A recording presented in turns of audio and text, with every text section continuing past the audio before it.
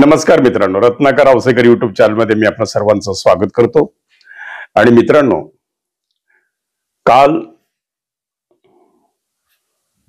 स्वर्गीय संतोष देशमुख यांच्या बाबतीतची सुनावणी, हत्तीची सुनावणी काल बीडच्या न्यायालयात पार पडली। आणि या सुनावणीच्या दरम्यान काय झालं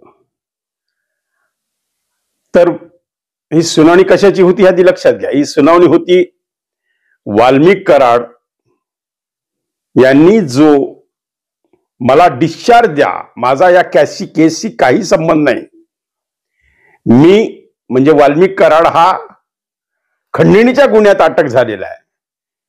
खंडणीचं काय ते आम्ही बघून घेऊ, खंडणीचा आमचा तो विषय आम्ही बघू, किंवा खंडणी जी काही सजा मिळेल ती बघू, शोधू, किंवा त्याच्यात सुटू राहू, काही होऊ, पण माझा ह्या गुन्ह्याशी काही संबंध नाही, माझा संतोष देशमुखच्या हत्येशी काही संबंध नाही, असा युक्तिवाद काल वाल्मिक कराडांच्या वकिलांनी केलेला जो अर्ज होता, डिस्चार्ज अर्ज, त्या डिस्चार्ज अर्जाची सुनावणी काल पार पडली मित्रांनो। आता यावेळेस खरं म्हणजे उज्ज्वल निकम साहेब नव्हते, कारण उज्ज्वल निकम यांची आता खरी परीक्षा निर्माण झाली मित्रांनो। कारण वाल्मिक कराडांनी सुद्धा मला त्यांना डिस्चार्ज द्या असा अर्ज केलेला आहे की माझा या केसशी काही संबंध नाही, माझा हत्याची काही संबंध नाही, तुम्ही मला का गोवलं, तुम्ही मला मुख्य आरोपी कसं केलं याचं मला उत्तर द्या, मला ते समजून सांगा, असा हट्ट वाल्मिक कराडचा आहे। आता यांनी डिस्चार्ज अर्ज दिल्याबरोबर विष्णू चाटे नाही दिला, आणि विष्णू चाटेनं तर एवढी पर्यंत मागणी केली की आता मला लातूरच्या जेलमधून काढून बीडच्या जेलमध्ये आणा, आकाच्या सोबत ठेवा, म्हणजे आका बरोबर त्याला करमत नाहीये। हो, आता विष्णू चाटेला यापूर्वी त्यानं सांगितलं की मला बीडमध्ये धोका आहे आणि मला लातूरला हलवा, मला लातूरच्या जेलमध्ये पाहिजे। आता कसं आहे माहिती का, आपलं हे सगळं सरकार कसं आहे, फार भारी सरकार आहे मित्रांनो। अगदी आरोपी सांगेल तसं, तुम्ही म्हणाल तसं, तसा प्रकार आहे की विष्णू चाटे सांगितलं मला लातूर पाहिजे, घे बाबा लातूर, तू फार मोठं काम केलास। आता तो सांगतो की मला आता पुन्हा बीड पाहिजे, देतील त्याला बीड, कारण त्याला करमत नाहीये, कारण त्याला आकाबरोबर बोलता येत नाही, आकाशी काही डिस्कस करता येत नाही, आकाच्या सानिध्यात त्याला राहून बरं आता 2-4 महिने होत आलेत, 130 दिवसाच्या वर होऊन गेलेले आहेत, त्यामुळे त्याला आता करमत नाहीये। मग त्याला करमत नाही म्हणून विष्णू चाटेला आता बीडच्या जेलमध्ये आणणार का, हा प्रश्न आहे। आणि मित्रांनो, विष्णू चाटेने यावर कहर केला की विष्णू चाटेने सांगितले की आता माझी त्याची पण सुटका करा। तो म्हणतो माझा या हत्येशी काही संबंध नाही।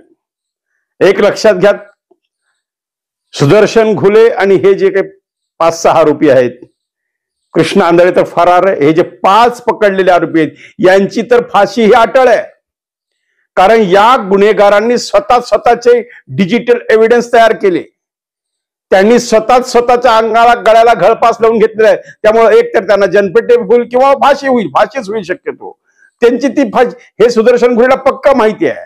मग आता प्रश्न असा आला आहे की वाल्मिक कराडचं काय, आणि वाल्मिक कराडचे वकील वाल्मिक कराड आणि विष्णू चाटे या केसच्या 2 तुकड्यात विभागणी करा म्हणतात, एक खंडणीचा गुन्हा आणि एक हत्येचा गुन्हा।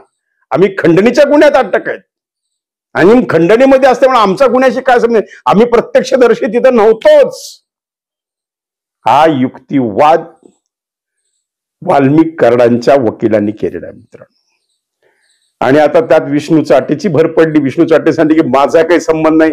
आता कदाचित माझा असा अंदाज आहे की विष्णू चाटेला माफीचा साक्षीदार होण्याची पूर्णपणे संधी आता आहे।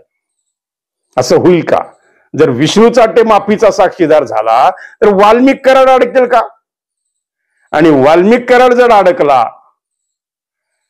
तो एकटाने अडकेल, तो धनंजय मुंडेंना अडकेल का? कारण आता प्रश्न असा आहे की विष्णू चाटे हा माफीचा साक्षीदार होईलच का, कारण एखाद्यास नाही व्हायचा, कारण वाल्मिक कराड आणि विष्णू चाटे यांचे नाते आहेत, ते दोघे मावस भाऊ काय असे भाऊ आहेत, ते भाऊ आहेत, त्यामुळं मला नाही वाटत की विष्णू चाटे माफीचा साक्षीदार होऊन वाल्मिक कराडांना अडकवेल. आता पुराव्या अभावी, तो म्हणतो पुरावा काय, पुराव्या अभावी वाल्मिक कराड सुटू शकेल का, त्याला जामीन होईल का, ही प्रश्न आता निर्माण झालाय. आणि आता खरी सत्व परीक्षा जर कोणाची असेल तर मित्रांनो, ही सत्व परीक्षा आता आहे उज्ज्वल निकमांची. एकीकडे उज्ज्वल निकम हे भारतीय जनता पार्टीशी संबंधित, दुसरी गोष्ट उज्ज्वल निकम हे निवडणुकीला उभे होते, तिसरी गोष्ट उज्ज्वल निकमांच्याच या भाजपच्या सत्ताधारी पक्षामध्ये राष्ट्रवादी म्हणजे अजितदादा राष्ट्रवादीचे म्हणजे धनंजय मुंडे हे त्यांचे पदाधिकारी, त्यामुळे त्यांचे संबंध. मग आता खंडणीचा गुन्हा याच्या मुळाशी ऍडव्होकेट उज्ज्वल निकम जातील का? बर, खंडणीच्या मुळाशी जर गेले तर तिथं यापूर्वी झालेली सातपुड्यावरची मीटिंग, यापुढे झालेली धनंजय मुंडेंच्या कार्यालयातून झालेली मीटिंग, त्या ठिकाणी बसून वाल्मिक कराडांनी केलेले फोन, हे जे संभाषण आहेत, या संभाषणातून जर वाल्मिक कराडांचं नाव पुढे आलं तरच वाल्मिक कराडाला सजा होईल का? तर याच्या जर हत्येमध्ये कुठे वाल्मिक कराडांचं नावच नाही आलं, तसं तर त्यांना क्रमांक 1चा आरोपी का करण्यात आला याच्या मागे काहीतरी कारण असतील. याच्या मागे सर्वात महत्वाचं कारण म्हणजे ज्या वेळेस 9 डिसेंबरला संतोष देशमुखला 3:15 उचलण्यात आलं, जवळपास 3 ते 3:15च्या आसपास, त्यानंतर जवळपास 10 ते 20 मिनिट वाल्मिक कराड, सुदर्शन घुले, वाल्मिक कराड, विष्णू चाटे यांचे आणि सुदर्शन घुले यांचे संभाषण झालेले आहेत. हे फोन कॉल झालेले आहेत, हे त्या फोन कॉलचे CDR आहेत. आता विष्णू चाटेने हुशारी काय केली मित्रांनो, त्यांनी त्याचे स्वतःचे फोनच गायब करून टाकलाय. तो सांगतो, मी नाशिकमध्ये ज्यावेळेस मी फरार होण्यासाठी गेलो त्यावेळेस इथल्या डोंगरात मी ते मोबाईल फेकून दिलेला आहे. तसं सरकारी वकील पोलीस काय सांगतात की SIT काय सांगते की जरी त्यानं मोबाईल फेकून दिलेला असला तरीही त्याचे डॉक्युमेंट्स, त्याचे बाबतीत पुरावे आमच्याकडे मिळालेले आहेत. आम्हाला कदाचित संभाषण नाही मिळालं तर पुरावे तरी मिळाले, पण कदाचित तो एक आधार आहे मित्रांनो. जसं अश्विनी बिंद्रेंच्या केसमध्ये झालेले तसा प्रकार लक्षात घ्या मित्रांनो. त्याच प्रकारचा या कटामध्ये वाल्मिक कराड आहे हे सिद्ध करणं ही ऍडव्होकेट उज्ज्वल निकमांची सगळ्यात मोठी कसरत आहे. आता खरी सत्व परीक्षा आहे, अत्यंत किचकट केस आहे. आता अगोदर सांगितलं झालं तर ही फास्ट ट्रॅक मध्ये चालणार, याचा निकाल लवकर लागणार आणि लवकरात लवकर आरोपींना फाशी होणार. आता ते हत्या ही केस राहिली बाजूला. आता ह्या सुनावण्या सुरू झालेल्या की वाल्मिक कराडला चार्ज मध्ये घ्यायचंय का नाही, आता इथूनच सुरुवात झाली. आता हे तारीख पे तारीख किती वर्ष चालेल काही सांगता येत नाही. आणि जोपर्यंत हे चालेल तोपर्यंत धनंजय मुंडेंचा मानसिक त्रास काही कमी होणार. आणि एक गोष्ट लक्षात ठेवा मित्रांनो, वाल्मिक कराडला सोडवणे हेच आता धनंजय मुंडेचं काम राहील. आणि जर वाल्मिक कराड सुटला तर धनंजय मुंडेचं पुढचं फ्युचर आहे, लक्षात ठेवा. आणि ही जर केस 4-5 वर्षांपुढे 6 वर्ष चालली तर जवळपास 5 ते 6 वर्ष धनंजय मुंडेंचं कोणतंही राजकीय भवितव्य तग धरू शकेल असं आम्हाला वाटत नाही. कारण एकतर त्यांना पुन्हा तिकिटाचा प्रॉब्लेम, पुन्हा निवडून येण्याचा प्रॉब्लेम, ही जर केस अशीच लांबत राहिली तर याचे दूरगामी परिणाम एका व्यक्तीवर होणार. त्याचं नाव आहे माजी मंत्री आणि आमदार धनंजय मुंडे. आता तुम्ही म्हणता धनंजय मुंडेंचा खुनात काय संबंध आहे, हे तुमचं बरोबर आहे. पण धनंजय मुंडे आणि वाल्मिक कराड त्यांच्या ऑफिसमधून मागितलेली खंडणी, ह्या खंडणीच्या जर मुळाशी उज्ज्वल निकम गेले तर याच्यामध्ये ही केस अधिक गुंतागुंत होऊन यामध्ये धनंजय मुंडे सुद्धा येऊ शकतात का, ही सुद्धा शंका निर्माण झाली. पण आता जर त्या मुळाशीच जायचं नाही, जर धनंजय मुंडेंना वाचवण्याचा पूर्ण प्रयत्न जर करायचा असेल, जर यामध्ये वाल्मिक कराडला सोडवायचं असेल, बरं जोपर्यंत वाल्मिक कराड सुटणार नाही तोपर्यंत धनंजय मुंडेंना चैन की सास म्हणा, शांत झोप असं काही येणार नाही, कारण वाल्मिक कराड सुटायला पाहिजे. आणि वाल्मिक कराडला सोडण्यासाठी हे चाललेलं हे जे वकिलांची युक्तिवाद आहेत, आता ही न्यायालयीन प्रक्रिया आहे. यामध्ये न्यायदेवता काय न्याय देईल ते देईल, ते सर्वांना मान्य असेल. पण यामध्ये प्रत्येक जण प्रयत्न करतोय की ह्याच्यातून वाल्मिक कराडला सही सलामत कसं बाहेर सोडवायचं. आणि जर वाल्मिक कराड सही सलामत सुटला तर धनंजय मुंडे सही सलामत राहू शकतील, हे लक्षात घ्या मित्रांनो. आणि दुसरी गोष्ट, आता काल ज्या पद्धतीने विष्णू चाटेनं पुन्हा अर्ज केलाय की त्याचा सुद्धा काही संबंध नाही. कारण प्रश्न असा आहे, तुम्ही लक्षात घ्या तारीख 6 डिसेंबर. 6 डिसेंबरला सुदर्शन घुले आवादा कंपनीच्या ऑफिसमध्ये काम बंद करा नाहीतर खंडणी द्या हे सांगायला गेला. त्यावेळेस तिथल्या वॉचमननी संतोष देशमुखला फोन केला. संतोष देशमुख तिथं गेले, त्या ठिकाणी धरपकड झाली. काय आपटाचापटी, थोडी बहुत बाचाबाची, थोड्या बहुत मारामाऱ्या काय व्हायचा प्रकार झाला.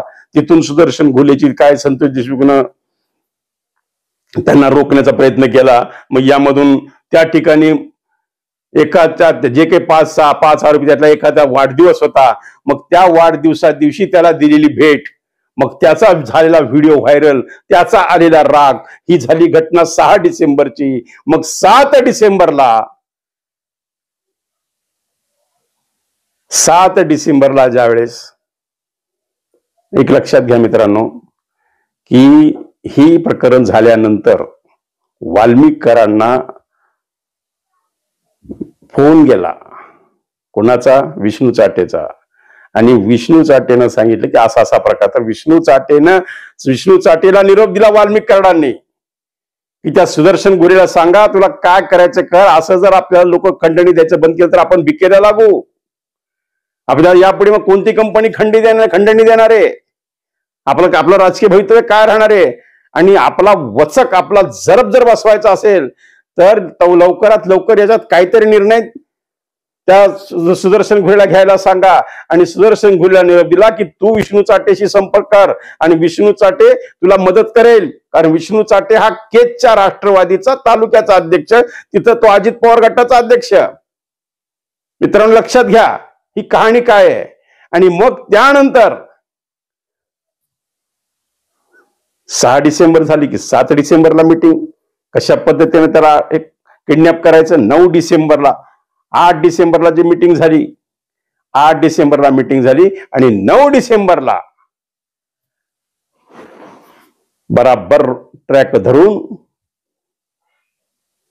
त्याचा मार्ग त्या सांगितलं जातं ते तिथल्या वॉचमनला. पण त्याला पण मित्रांनो लक्षात ठेवा, त्याच्या भावाला सुद्धा निर्दोष सोडलेले, म्हणजे जे काही 10 आरोपी टोटल पकडले होते त्यातले 2 आरोपी हे अगोदरच त्यांचे चार्जेस मधून बाहेर. आता राहिले 8 पैकी विष्णू चाटे आणि वाल्मिक कराड, बरोबर आहे. त्यातला 8 पैकी 1 गायब आहे, म्हणजे कृष्ण आंधळे. आता राहिले 5. मग सुदर्शन घुले हा मेन आरोपी आहे. आता आकाची जागा सुदर्शन घुले घेणार का, हा प्रश्न निर्माण व्हायला लागलेला आहे. म्हणजे आता वाल्मिक कराडच्या जागेवर सुदर्शन घुले येणार. कारण सुदर्शन घुले नंतर काय ते त्यांच्या बाबतीत काय प्रश्नच नाही. ते तर 5 जण 100% त्यांना जन्मठेप नाही तर फाशी आहे, त्यात काही विषयच नाही. आता राहिला प्रश्न फक्त विष्णू चाटे आणि वाल्मिक कराड. आता कदाचित वाल्मिक कराडला चार्जशीट दाखल करेपर्यंतच किती तारखा पडतात आणि यात किती वेळ जातो. कारण हे एवढ्या सहजासहजी या लेवल पर्यंत जाईल असं आम्हाला वाटत की पटकन फास्ट ट्रॅक मध्ये त्याची सुनावणी होऊन लवकरात लवकर आरोपीला फाशी होईल असं सध्या वाटत नाही. कारण हे तारीख पे तारीख असं चालणार. यामधून ही केस कमकुवत होत जाणार. आणि जर यामध्ये उज्ज्वल निकम साहेब वाल्मिक कराडांना दोषी साबित करण्यात, क्रमांक 1चा आरोपी साबित करण्यात जर जर उज्ज्वल निकमांना यश आलं नाही तर वाल्मिक कराडला जामीन सुद्धा होऊ शकतो. मित्रांनो लक्षात घ्या, ही फार महत्वाची गोष्ट. आणि वाल्मिक कराडला जामीन देणे हेच धनंजय मुंडे आणि त्यांच्या पूर्ण परिवारात गँगचं मत असेल. सगळ्यांचं वकिलांचं तेच प्रयत्न चालू आहेत की जेणेकरून वाल्मिक कराड जर खंडणीचं प्रकरण जर हे गायब करून टाकलं तर हा तो फक्त हत्याचा प्रश्न. मग ते सांगतात हत्येत तर आम्ही प्रत्यक्ष सहभागी दोघंही नाही आहेत, मग आम्हाला दोघाला मुक्त करून टाका, आमचा काही संबंध नाही त्या केसशी.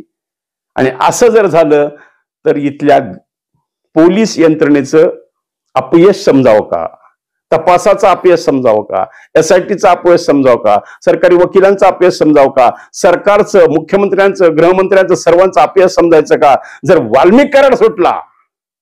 आता खरं म्हणजे हे द्विधा कैंचित सापडलेले उज्ज्वल निकम साहेब की आता काय करायचं. इकडं तर वाल्मिक कराड जर खंडणीच्या मुळाशी जावं तर त्या आवादा कंपनीच्या मार्फतून झालेली आपण खंडणीच्या गुन्ह्याची केस, त्याच्यामधून त्याची धागे दोरे पार धनंजय मुंडेंच्या बंगल्यापर्यंत चाललेले आहेत. मग आता हे गुंतागुंत वाढत चाललेली मित्रांनो. आणि काल त्यावर पुन्हा सुनावणी झाली. आता 7 मे ही तारीख आलेली आहे. आता 7 मेला स्वतः उज्ज्वल निकम काय आर्ग्युमेंट करतात आणि कशा पद्धतीनं वाल्मिक कराड हाच मुख्य सूत्रधार आहे हे जर उज्ज्वल निकम साबित करू शकले तर चार्जेस मधले पहिलं नाव हे वाल्मिक कराडचं राहील मित्रांनो. कारण बऱ्याच ठिकाणी वाल्मिक कराड हे अडकलेले आहेत असं उज्ज्वल निकमांचं मत आहे. आता ते त्यांच्या वकिलाच्या मार्फत त्यांचे प्रयत्न चालू आहेत की जामीन मिळवण्यासाठी किंवा मला डिस्चार्ज द्या, माझा ह्याचा काही संबंध नाही, मी त्यांना फक्त सबक द्यायला सांगितलं, मी त्यांना मारा थोडंच म्हणलोय, मी त्यांना समजून सांगा किंवा त्याला म्हणजे याचा बंदोबस्त करा याचा अर्थ त्याला मारा असा नाही तर ह्यात सगळे फक्त घुल्यानेच मारलं.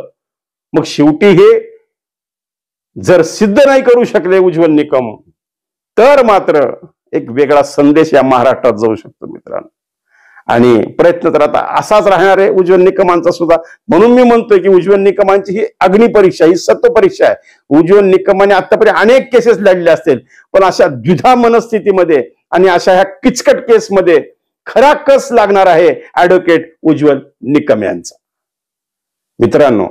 आणि जर या केसमध्ये वाल्मिक कराडांना सजेपर्यंत पोहोचवण्यात, आरोपी सिद्ध करण्यात, क्रमांक 1चा आरोपी सिद्ध करण्यात कोणत्याही परिस्थितीत त्यांची प्रतिष्ठा पणाला लावून अगदी कोणाची तमा न बाळगता ऍडव्होकेट उज्ज्वल निकमांनी यावर काम करावं लागेल. काळाची गरज आहे.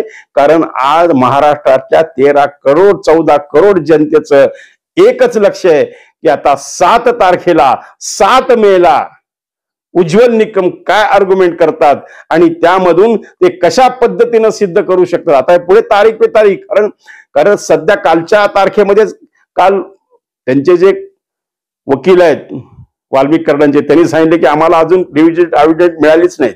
डिजिटल एव्हिडन्स आम्हाला जोपर्यंत मिळत नाही तोपर्यंत आम्हाला याच्या मुळाशी आता हे त्यांचे देणं घेणं. आणि प्रमुख फिर्यादी धनंजय देशमुखचं म्हणणं काय आहे याच्या बाबतीत ते अजून आम्हाला मिळालेलं नाही, हे न्यायालयाचं म्हणणं आहे. म्हणून ही पुढची तारीख पडली मित्रांनो. मग आता हे धनंजय देशमुख 7 तारखेपर्यंत काय काय आपले मत मांडतात आणि ते कोर्टामध्ये काय म्हणू शकतात आणि यावर उज्ज्वल निकम काय म्हणू शकतात त्यावर पुढचं भवितव्य वाल्मिक कराड आणि विष्णू चाटेचं अवलंबून आहे. आणि जर विष्णू चाटे यामध्ये माफीचा, आम्हाला थोडी शंका अशी वाटते की माफीचा साक्षीदार होईल का, आणि जर झाला तर मग वाल्मिक कराड सुटणे अवघड आहे मित्रांनो. पण वाल्मिक कराडच्या विरोधात विष्णू चाटे जाईल का ही शंका आहे. कारण विष्णू चाटे आणि वाल्मिक कराड यांचे नाते आहेत. एक मावस भाऊ, एका भावाला एक भाऊ कसा त्या आरोपात सिद्ध करू शकेल, कसा त्याच्या विरोधात जाईल हा प्रश्न आहे. त्यामुळं आता इथं विष्णू चाटेची, जर विष्णू चाटे यांचा नातेवाईक नसला असता तर एक पटकन विष्णू चाटे स्वतः माफीचा साक्षीदार म्हणून बाहेर पडू शकला असता मित्रांनो. पण आता ही विष्णू चाटेची अडचण झाली आहे. आता यावर पुढे हे काय मार्ग काढायचा याच्या डिस्कशनसाठी, याच्या विचार विनिमयासाठीच आता सुदर्शन घुले नाही आता विष्णू चाटे आणि वाल्मिक कराड यांना एकत्र आणलं जाईल का, म्हणजेच विष्णू चाटेला लातूरच्या जेलमधून बीडच्या जेलमध्ये नेलं जाईल का, त्यांना एकाच बराकीत ठेवलं जाईल का आणि त्यांचं संभाषण घडून आणलं जाईल का, ही शंका आता निर्माण झाली. आणि हे जर झालं तर समजायचं पुढची दिशा काय राहील. मित्रांनो, हे अत्यंत किचकट विषय आता बनत चाललेला आहे. म्हणजे जेवढा सहजासहजी हे वाटत होतं हे फास्ट ट्रॅक मध्ये चालेल आणि पटकन यावर काहीतरी निर्णय होऊन या सर्व आरोपींना आता फाशी होईल, त्या 5 आरोपीची तर फाशी 100%, कृष्णांदळे सापडे तर त्याची फाशी 100%. पण हे जे 2 नावं आहेत की ज्यामध्ये विष्णू चाटे आणि वाल्मिक कराड, असं जर वाल्मिक कराड जामिनावर बाहेर आले तर त्यात काही फार आश्चर्य वाटून घेऊ नका. कारण ज्या पद्धतीने त्यांनी ही खेळी केलेली आहे, एक घर पुढे सरकलेले ते सरकारी वकिलांच्या, कोण, वाल्मिक कराडचे वकील, आणि आता तर विष्णू चाटेची त्याला साथ आहे. म्हणजे विष्णू चाटेने फोन गायब केलाय. वाल्मिक कराड म्हणतात माझा त्याच्याशी काही संबंध नाही, माझा फक्त ठीक आहे खंडणीपर्यंत काय असेल त्याचं बघू. मित्रांनो, तुम्हाला काय वाटतं? वाल्मिक कराड सुटेल? विष्णू चाटे माफीचा साक्षीदार होईल? आपलं मत जरूर नोंदवा. आपल्या मताची मी वाट पाहतोय. मित्रांनो, दुसरी एक घटनेबद्दल मला आता 1-2-5 मिनिट बोलायचंय. कारण जम्मू काश्मीरमध्ये ज्या पद्धतीने भ्याड हल्ला अतिरेक्यांनी केला आणि निष्पाप लोकांना ज्या महाराष्ट्राच्या लाडक्या बहिणीचे लग्न होऊन 6 महिने झाले होते मित्रांनो, 6 दिवस फक्त, अवघ्या 6व्या दिवशी तिच्या नौदलात सैनिक असलेल्या, कॅप्टन असलेल्या, नौदलातला अधिकारी असलेल्या तिच्या पतीला या निर्दयी, या राक्षसी प्रवृत्तीच्या हत्येकऱ्यांनी म्हणजेच या दहशतवाद्यांनी त्याला गोळी घातली. मित्रांनो, लक्षात ठेवा. हे आज, आणि सर्वात मोठं मला त्या लहान मुलांची काल जी आपण दूरदर्शन बाईट बघितली की तो सांगत होता की सांगण्यात आलं म्हणे हिंदू एक तरफ हो जाओ, मुसलमान एक तरफ हो जाओ, आणि जात विचारून मारलं, कपडे काढून मारलं, जात विचारली झाली, त्यांना अजान म्हणायला लावलं, त्यांना अल्लाहू अकबर म्हणायला लावलं, त्यांना काय म्हणायला लावलं. मित्रांनो, मला सांगा मित्रांनो, म्हणजे इथं त्या महिलांनी तर सांगितलं की आम्ही कपाळाच्या टिकल्या काढून टाकून दिल्या, अल्लाहू अकबर आम्ही म्हणलं. आम्ही मग इथं मित्रांनो, ह्या दहशतवाद्यांना कोणतीही जात असते का? मग जात असते तर मग त्यांनी असं हिंदू एकीकडे या, मुसलमान एकीकडे असं का म्हणालं? म्हणजे फक्त हिंदूलाच मारायचं हे टार्गेट या दहशतवाद्यांचं होतं का? नाव विचारून मारलंय मित्रांनो.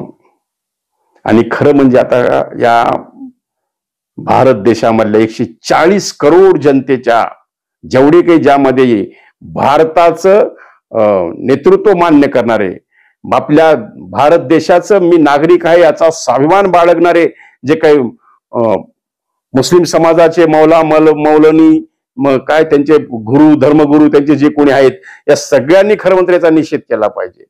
या सगळ्यांनी शांतता रॅली काढली पाहिजेत आणि जाहीर पाठिंबा या भारत सरकारला दिला पाहिजे, या हिंदुस्थानला दिला पाहिजे, आपल्या देशाला दिला पाहिजे, जर ते सच्चे हिंदुस्थानी असतील तर मित्रांनो. आणि द्यायला पाहिजे.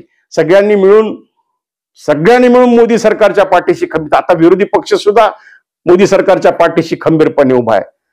म्हणजे काँग्रेस पक्षाने सुद्धा, शिवसेने सुद्धा, म्हणजे शरद पवार, सगळ्यांनी मिळून आता मोदींच्या पाठीशी खंबीरपणे उभं. खरं तर ही आपल्या देशाची आता ही परिस्थिती अत्यंत वाईट आहे.